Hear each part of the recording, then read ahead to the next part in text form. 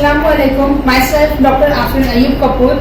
I did my Bachelor of Homeopathy in Medicine and Surgery from Mumbai, and right now I am working as a COVID doctor in two hospitals in Mumbai. First is SL Raheja Hospital, and second is BKC Jumbo COVID Care Center. So I am making this video on the request of All India Lohar Trust. तो हम इस video में we will discuss some few important points regarding COVID. All India Lohar trust ने मुझे एक list दी है, इसमें काफी इंपॉर्टेंट पॉइंट्स हैं जो हम डिस्कस करेंगे, और मैंने भी कुछ पॉइंट्स ऐड किए हैं जो कि आई थिंक काफी इंपॉर्टेंट है, कोविड के रिलेटेड जानना जरूरी है। तो हम उससे one by one will discuss. So पहले हम ये जानेंगे कि कोविड जो एक डेडली वायरस है जो ऑल ओवर वर्ल्ड इतना फैल चुका है, एक साल से पूरे वर्ल्ड में वो फैल रहा है, तो उससे क्या क्या सिम्टम्स होते हैं, मेन इंपॉर्टेंट सिम्टम्स क्या क्या है। तो कोविड इन्फेक्शन के इनिशियल डेज में यानी कि 4 to 5 डेज के अंदर बहुत माइल्ड सिम्टम्स होते हैं, जैसे कि कफ, फीवर, नोज ब्लॉकेज और इरिटेशन इन थ्रोट, डायरिया, कंजक्टिवाइटिस यानी कि redness of eyes, burning in eyes, आंखों में जलन होती है, आंखों लाल हो जाती है। नया सिम्टम हमें देखने को मिल रहा है, काफी दिनों से हम ये सिम्टम्स भी देख रहे हैं कोविड पेशेंट्स में। So after 5 to 6 days severe symptoms होने स्टार्ट होते हैं, माइल्ड टू सीवियर सिम्टम्स होने लग जाते हैं, जिसमें कि पेशेंट्स को ब्रेथलेसनेस होता है, चेस्ट पेन होता है, and there is a high time. तब जो कोविड इन्फेक्शन है वो अपर रेस्पिरेटरी ट्रैक्ट इन्फेक्शन से लोअर रेस्पिरेटरी ट्रैक्ट इन्फेक्शन में चला जाता है, यानी कि लंग्स में चला जाता है। तब हम उसे कहते हैं SARS, severe acute respiratory syndrome, और एक सिंपल लैंग्वेज में हम उसे कोविड निमोनिया भी कह सकते हैं। सेकंड पॉइंट हम डिस्कस करेंगे हाउ टू आइडेंटिफाई कोविड-19 सिम्टम्स। अभी फ्लू, अस्थमा और कोविड सिम्टम्स, ये तीनों की सिम्टम्स काफी सिमिलर है कोविड से। फ्लू में भी कफ होता है, फीवर होता है, बॉडी एक होता है, वो सारे सिम्टम्स कोविड में भी होते हैं। और अस्थमा में चेस्ट पेन होता है, ब्रेथलेसनेस होता है, तो ये सारे सिम्टम्स कोविड में भी है। तो कोविड एक वेराइटी ऑफ सिम्टम्स है, कोविड में बहुत बड़ा स्पेक्ट्रम है इसके अंदर सिम्टम्स का। तो वी कैन नॉट से एक पर्टिकुलर सिम्टम कि हाँ ये सिम्टम कोविड का ही सिम्टम्स है। तो इसके जानने के लिए कि कोविड का सिम्टम है या इस फ्लू का सिम्टम है या अस्थमा है, तो कुछ टेस्ट है, जो इम्पोर्टेंट टेस्ट है, बेसलाइन इन्वेस्टिगेशन है, वो बहुत जरूरी है। इसमें ब्लड, तो अगर आपको इसके सिम्टम्स आ रहे हैं तो डायरेक्टली आप कोविड टेस्ट के लिए प्लीज मत जाइए। पहले जो बेसलाइन इन्वेस्टिगेशन है पहले वो फॉलो करो, कुछ ब्लड टेस्ट इंपॉर्टेंट है वो फॉलो करो। ब्लड टेस्ट में सीबीसी, सीआरपी, डी-डायमर, ईएसआर, ये बहुत इंपॉर्टेंट टेस्ट है। बेसलाइन टेस्ट है, पहले वो कराइए। सीआरपी सबसे इंपॉर्टेंट है, सीआरपी से we can know the level of infection in your body. तो सीआरपी लेवल अगर आपका हायर साइड में है तो हम आपको एक एडवांस टेस्ट है उसके लिए एडवाइस देंगे, जो कि सिटी स्कैन है।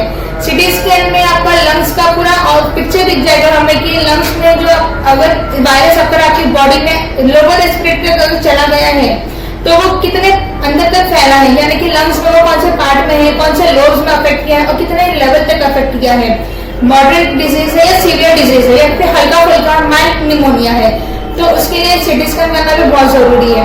तो ये सब जो टेस्ट है इससे हम बता सकते हैं कि आपका कोविड निमोनिया कितना सीवियर है, और उसके accordingly we can plan for the further treatment, और मेडिकेशंस भी उसके अकॉर्डिंगली फिर हम दे सकते हैं। तो इसलिए कोविड टेस्ट भी कराइए। I am not saying no कि कोविड टेस्ट अब कराइए मत, कोविड टेस्ट भी कराना जरूरी है। हॉस्पिटल में प्रोटोकॉल्स है, कोविड टेस्ट हर पेशेंट्स का होता है, but for a doctor to identify the exact cause of infection and exact level of infection, we need to know the basic investigations like blood test and CT scan. अभी हम second point ये discuss करेंगे कि अगर आप Covid positive हो गए तब सबसे पहले क्या करेंगे। तो first thing you have to do is कि पैनिक मत होइए, प्लीज पैनिक मत होइए। स्ट्रेस लेने से आपका जो हेल्थ है वो और खराब होगी, स्ट्रेस लेने से कोई फायदा नहीं है। सबसे पहले तो आप किसी डॉक्टर को कंसल्ट करें। कोविड में बहुत इंपॉर्टेंट है कि हम एक भी दिन वेस्ट नहीं करें, बिकॉज अभी जो इसका लेवल ऑफ इन्फेक्शन है वो और ज्यादा सीवियर हो चुका है। एक भी दिन वेस्ट करना इज वेरी रिस्की। तो अगर आपको जिस भी दिन अगर ऐसा कुछ चेंजेस लगता है हेल्थ में, कुछ एबनॉर्मल चेंजेस लगते हैं, तो प्लीज कंसल्ट योर डॉक्टर।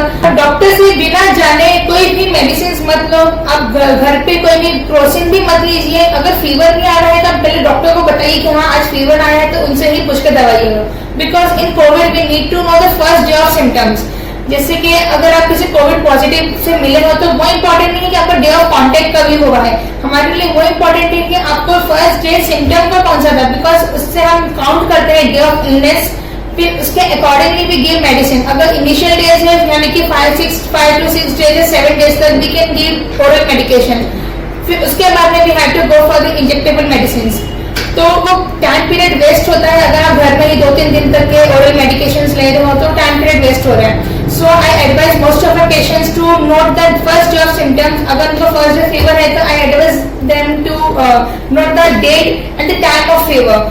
फिर बाद में वापस अगर एक एपिसोड अगर फीवर का आता है तो वो भी नोट करें ताकि आई कैन नो कि कितने आवर्स का गैप निकला है फर्स्ट फीवर एपिसोड में और सेकंड फीवर के एपिसोड में। बिकॉज सिर्फ कोविड ही नहीं हो सकता है, टाइफाइड एंड डेंगू मलेरिया ये सब भी हो सकता है।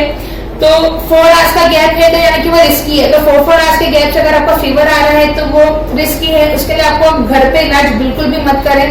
बार बार डोलो 650 लेने से आप ठीक नहीं होंगे भी। You need some additional medicine like antibiotics. फिर फीवर के सिम्टम्स है तो फिर आप डोलो ले लेते। बट अगर आपको कफिंग भी है, सोर थ्रोट है, गले में दर्द हो रहा है तो उसके लिए तो काढ़े मत लीजिए।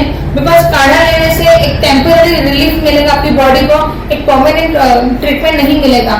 तो वो सब चीज आपको घर पे मैनेज होगी। You have to consult a doctor.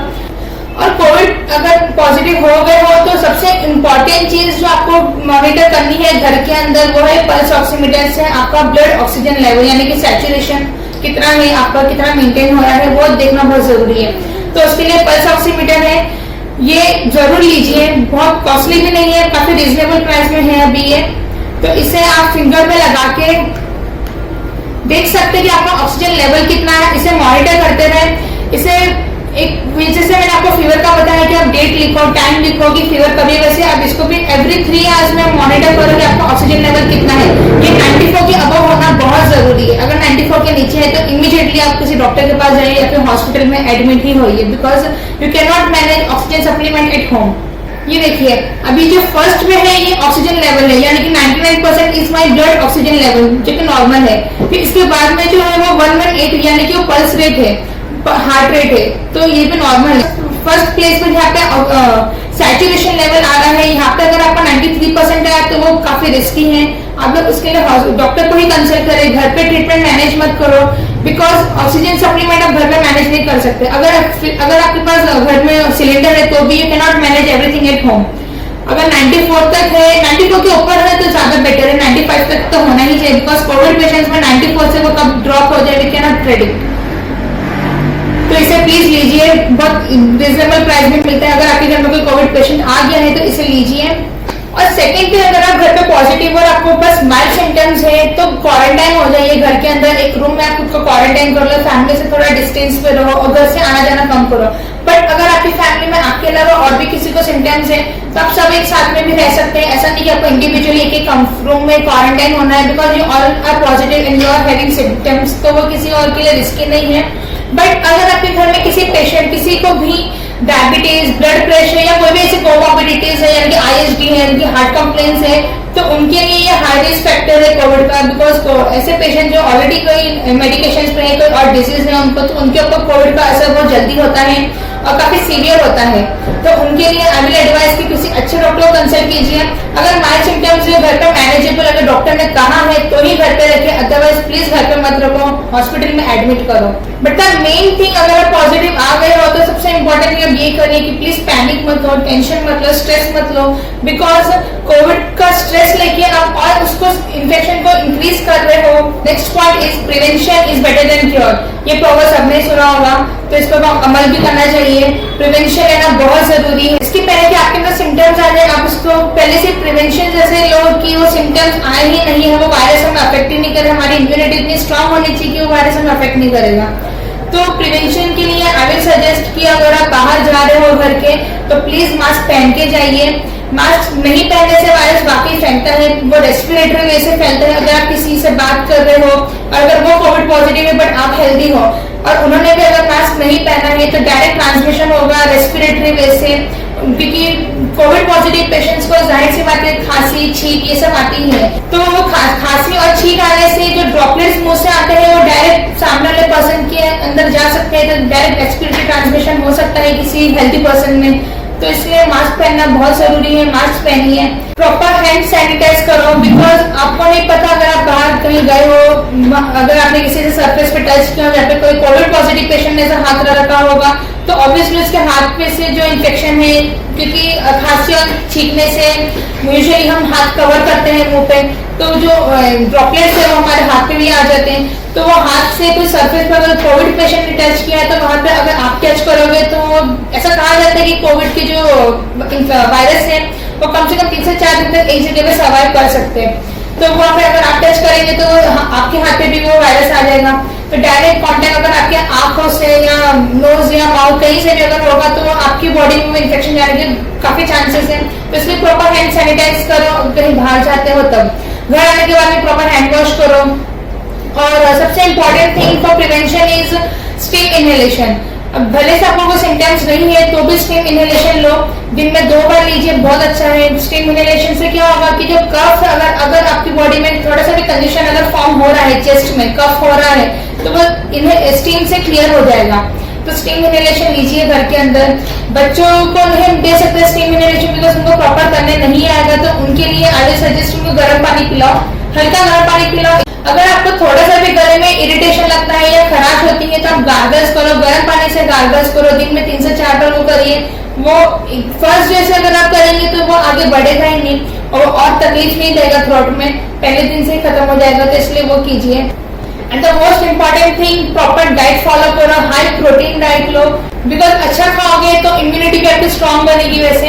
And the most important advice most of a patient is multivitamin. Even मैं लेती हूँ मल्टीविटामिन, मुझे कोई सिम्टम्स नहीं है but still I take multivitamin because I work in covid. और मेरे सारे फैमिली मेंबर्स को भी मैं मल्टीविटामिन की टैबलेट देती हूँ। तो वो लीजिए, मैं आपको बता दूंगी उसके नाम, जो मल्टीविटामिन के मेडिसिन है, 2 मेडिसिन है, उसे आप दिन में 2 बार लीजिए। 15 डेज का कोर्स है वो करो। बट कई बार मुझे लोगों ने क्वेश्चंस पूछे हैं कि वो मल्टीविटामिन हम बच्चों को दे या ना दे। तो आई विल सजेस्ट कि बच्चों को टैबलेट्स मत दो, बिकॉज बच्चे अभी वो ग्रोन अप एज में है, तो हम उन्हें अभी से अगर टैबलेट फॉर्म में देंगे तो उनकी बॉडी वैसा एक्सेप्ट करने लग जाएगी। तो इट्स बेटर अगर हम बच्चों को फ्रूट्स दें, फ्रूट्स में भी सारे वो विटामिन मिलते हैं, तो उनको हाई प्रोटीन डाइट दो, अच्छा डाइट दो, फ्रूट्स दो, हाइड्रेट रखो उनको। और अभी जैसे कि रमजान चल रहे हैं तो इसके अंदर हमारी बॉडी में फ्लूइड लेवल काफी कम होता है because we the entire day we keep fast, तो बॉडी में पानी की कमी आ जाती है। तो हाइड्रेट रखो खुद को, वो भी बहुत इंपॉर्टेंट है। Try as much as possible to have liquid after इफ्तारी, ताकि आपकी बॉडी में पानी की कमी नहीं हो, आप हाइड्रेट रहो। सो द नेक्स्ट पॉइंट इज, अगर होम क्वारंटाइन में पेशेंट है तो उनके लिए क्या केयर करें। तो अगर आपके घर पे कोई पेशेंट अगर होम क्वारंटाइन है तो मेन इंपॉर्टेंट थिंग इज कि आप उनको पॉजिटिव वाइब्स दो, स्ट्रेस बिल्कुल भी मत दो, खुद भी मत लो। I am seeing in patient की वो लोग हेडेक कंप्लेन करते हैं, सर दुख रहा है ऐसा भी बोलते हैं पेशेंट, बट सर दुखना कोविड का कोई सिम्टम नहीं है। हेडेक तब होता है जब आप स्ट्रेस ले रहे हो, प्रॉपर आपको स्लीप नहीं मिल रही है बिकॉज आप लोगों ने स्ट्रेस इतना लिया हुआ है, कोविड की वजह से एंजाइटी है।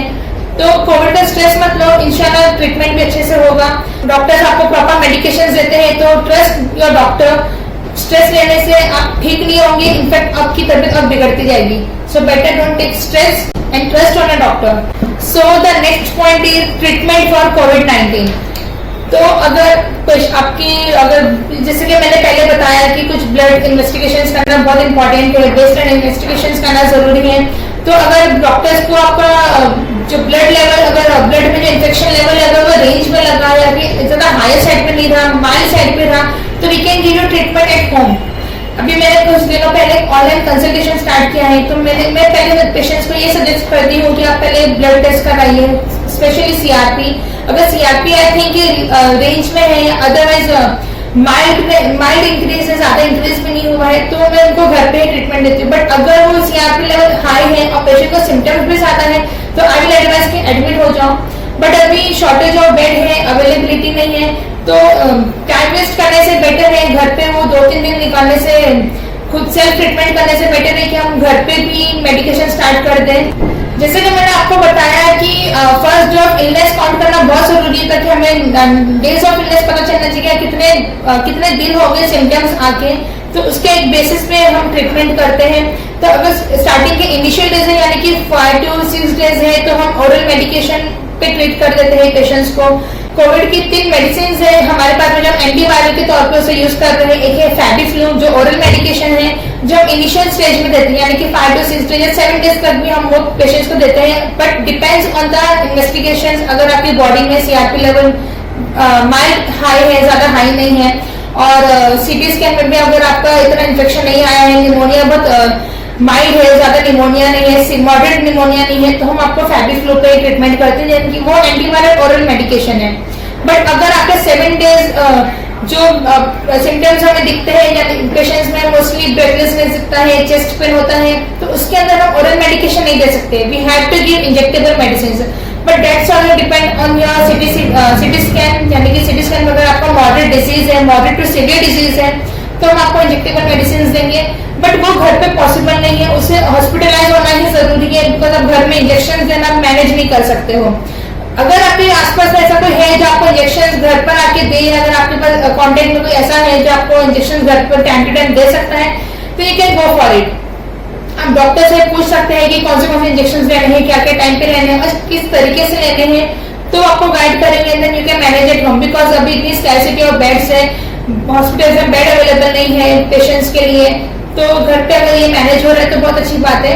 बट प्रॉपर ध्यान देना भी बहुत जरूरी है, proper examination and proper observation is very important for such patients जिनका इंजेक्शन से आप घर पे ट्रीटमेंट स्टार्ट कर रहे हो। और ट्रीटमेंट में अभी जो ड्रग्स इंजेक्शन है रेमडेसिविर, वो जब हम यूजुअली हम आफ्टर 7 डेज ट्रीटमेंट में देते हैं पेशेंट्स को, बिकॉज एक टाइम पीरियड है प्रॉपर हर मेडिसिन का, ओरल मेडिसिन का भी एक टाइम पीरियड है कि हम उसी टाइम पे लेंगे तभी उसका असर होगा।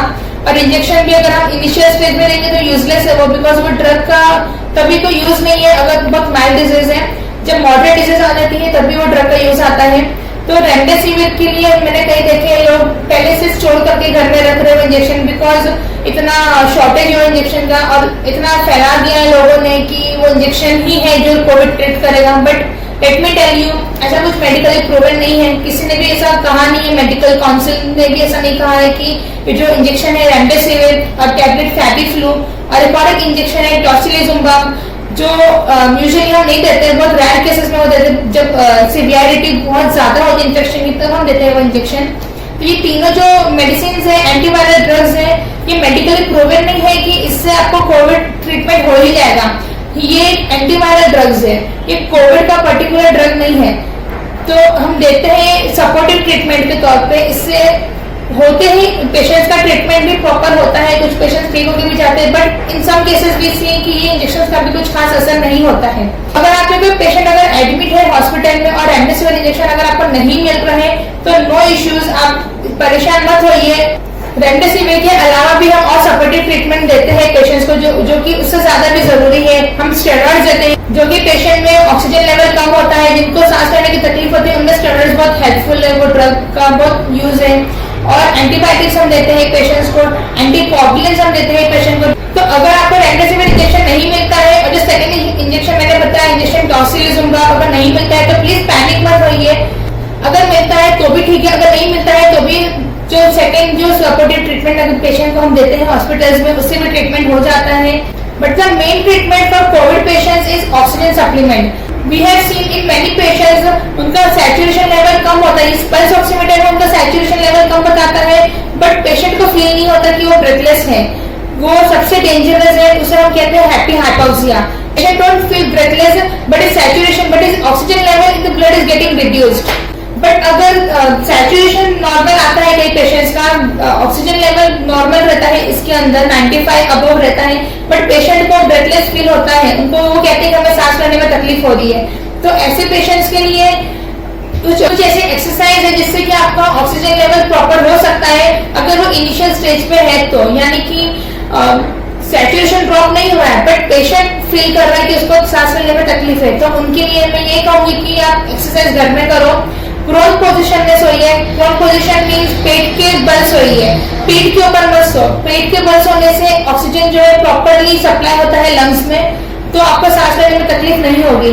मैक्स टू मैक्स आज आप घर पे पेट के बल सोने की कोशिश करो, और दिन भर अगर आप लेटते हैं तो वो टाइम पे भी आप करवट लेके लेटिए, सीधा मत लेटिए, बिकॉज सीधा लेटने से ऑक्सीजन लेवल प्रॉपर नहीं मिलता है बॉडी में। और भी कुछ एडिशनल एक्सरसाइज है, इंसेंटिव स्पायरोमेट्री है, उससे अच्छा वो मशीन बाय करने से अच्छा है कि आप एक पेपर लो अपने फेस के आगे, उसको ग्लो करो। वो पेपर जितना ऊपर जाएगा उतना अच्छा है, उससे भी आपकी लंग्स की एक्सरसाइज होगी। And the second thing is balloons, जो बर्थडे बलून्स होते हैं उनको ग्लो करो, इन्फ्लेट करो देन डिफ्लेट करो, वो भी बहुत इजी है। उससे भी आपका सैचुरेशन लेवल मेंटेन होगा और आपको सांस लेने में थोड़ी तकलीफ कम भी होगी। तो ये ब्रीथिंग एक्सरसाइज करने से आपको जो सांस लेने में तकलीफ होती है उसमें थोड़ा फर्क होगा, बट अगर आपका सैचुरेशन लो हो रहा है आप तो ये सब एक्सरसाइज से बेटर है कि आप ऑक्सीजन सप्लीमेंट लीजिए। अगर आपके पेशेंट्स भी हॉस्पिटल में एडमिट है और वो ऑक्सीजन पे है तो उन्हें भी बोलिए कि पेट की पल्स हुई है, पेट के बल्स होने से उनका सैचुरेशन इंप्रूव होगा। ये एक सपोर्टिव ट्रीटमेंट है, एक नेचुरल ट्रीटमेंट है, ये फॉलो करो। And the next point is any alternate treatment if you don't get oxygen cylinders. So एक मशीन आती है, बैटर मशीन उसे कहते हैं। ऑक्सीजन सिलेंडर्स अगर आपको नहीं मिल रहा है तो एक बैटर मशीन है, वो परचेज करना तो मुश्किल है बिकॉज वो बहुत कॉस्टली है। इससे बेटर नहीं, अगले एडवाइस कि आप उसे रेंट पे लीजिए, रेंट पे लेके उसे घर पे भी रख सकते हो अगर आपका पेशेंट ज्यादा डिसैचुरेटेड नहीं है तो। अगर सैचुरेशन लेवल ज्यादा ड्रॉप नहीं है और अगर आपको हॉस्पिटल में बेड नहीं मिल रहा तो you have no option to manage the patient at home, तो आप बैटर मशीन घर पे रखिए। उसका यूजेस क्या है वो प्रॉपर देखिए, टेक्नीशियन से पूछ के घर पर मैनेज कर सकते हो। ट्राई करो आपकी लोकेलिटी में, गूगल पे सर्च करो कि बैकअप मशीन कहाँ मिलती है, अवेलेबल है, रेंट पे है, तो वो लीजिए। और अगर आपका पेशेंट हॉस्पिटल में एडमिट है तो मैंने कई जगह देखा है कि हॉस्पिटल में प्रॉपर देते नहीं है ऑक्सीजन सप्लीमेंट, बिकॉज हॉस्पिटल में भी ऑक्सीजन इतना अवेलेबल नहीं है। तो पेशेंट को जितना क्वांटिटी में चाहिए, जितना एडिक्वेट सप्लीमेंट मिलना चाहिए उनको दिन भर में उतना नहीं मिल पा रहा है। तो पॉसिबल हो तो बैटर मशीन अगर आपको रेंट पे मिलती है तो आप वो लेके हॉस्पिटल को प्रोवाइड करो, आपके पेशेंट पे वो लगाए वो मशीन और उनको उसके थ्रू ऑक्सीजन दीजिए। और अगर आपको सिलेंडर्स मिलते हैं कहीं पे भी तो आपके पेशेंट अगर हॉस्पिटल्स में तो वहां पे भी सप्लाई कर सकते हो सिलेंडर्स। अगर आपका पेशेंट हॉस्पिटल में एडमिट है और उनको ऑक्सीजन अगर हॉस्पिटल में प्रॉपर नहीं मिल रहा था लेकिन फिर डिस्चार्ज होकर जब वो घर आ जाते हैं तो ट्राई करो कि आप घर में भी एक सिलेंडर अरेंज करें ताकि कुछ दिन 3-4 दिन तक कि उनको घर पे भी आप ऑक्सीजन देते रहे। भले से उनका सैचुरेशन नॉर्मल है बट स्टिल उनकी बॉडी को रिक्वायरमेंट है, उससे और जल्दी रिकवरी आएगी। Now the most important point is जो आजकल व्हाट्सएप पे गूगल पे लोग सर्च करते हैं कि कोविड का ट्रीटमेंट कैसे करें, कोविड की क्या मेडिसिन है। गूगल पे आप अगर ऐसा सर्च करोगे तो आपको एन नंबर ऑफ मेडिसिन मिलेगी, एन नंबर ऑफ ट्रीटमेंट मिलेगा वहाँ पे, बट वो ट्रीटमेंट क्योरेबल नहीं है। और व्हाट्सएप पे जो मैसेजेस सर्कुलेट हो रहे, मैं कुछ दिनों से देख रही हूँ कुछ होम्योपैथिक मेडिसिन है जो व्हाट्सएप पे सर्कुलेट की जा रही कि वो एक ड्रॉप लेने से आपका सैचुरेशन तुरंत बढ़ जाएगा। तो अगर ऐसा ही होता है मेडिसिन से अगर इतना ही क्योरेबल रेट होता तो हम हॉस्पिटल में पेशेंट को वही मेडिसिन सप्लाई करते हैं। अगर वो मेडिसिन का रिजल्ट होता तो जो ऑक्सीजन सिलेंडर्स की जो शॉर्टेज है इंडिया में वो नहीं होती, पेशेंट्स को हम वो मेडिसिन से ही ट्रीट करते हैं। तो प्लीज आप जो व्हाट्सएप पे जो मैसेजेस सर्कुलेट हो रहे हैं, व्हाट्सएप पे जो दवाइयां मिलती है उस पर भरोसा मत करो, डॉक्टर्स पे ही ट्रस्ट करो। डॉक्टर्स जो आपको प्रिस्क्राइब करते हैं मेडिसिन बस उसी की लीजिए। मैंने कई वीडियोस देखे हैं जहाँ पे वो काढ़ा बनाना दिखाते हैं, वो काढ़ा पिएंगे तो आपको कोविड नहीं होगा, वो गारंटी भी लेते हैं। वो काढ़े में जो इंग्रेडिएंट्स है वो काफी गर्म भी कर सकते हैं बॉडी को, उससे आपको एडिशनल और बीमारियां भी हो सकती हैं। तो प्लीज वो काढ़ा मत लीजिए। और मैंने कई पेशेंट ऐसे भी देखे जो पूरे लॉकडाउन उन्होंने काढ़ा लिया है बट बाद में they end up getting covid positive, so वो भी सीवियर केस में, तो सीवियर निमोनिया।